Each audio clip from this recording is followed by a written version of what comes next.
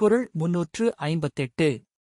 பிறப்பென்னும் பேதைமை நீங்க சிறப்பென்னும் செம்பொருள் காண்பது அறிவு.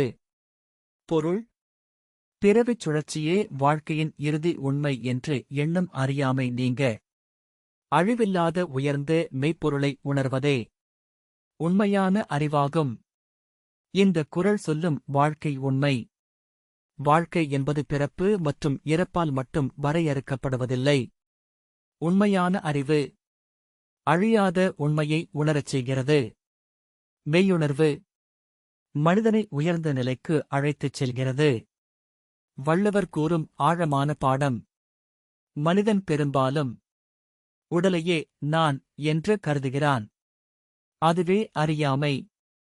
உடலைத் தாண்டி நிலையான உண்மையை உணரும்போது வாழ்க்கையின் அர்த்தம் மாறுகிறது.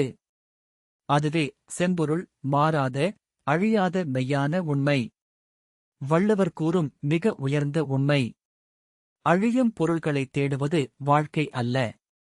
அழியாத மெய்ப்பொருளை உணர்வதே மனிதப் பிறவியின் உயர்ந்த நோக்கம். பிறப்பை மட்டும் காண்பவன் மனிதன். மெய்ப்பொருளைக் காண்பவன் ஞானி. அழியாத உண்மையை அறிந்தவனுக்கே வாழ்க்கையின் முழு அர்த்தம் புரியும்.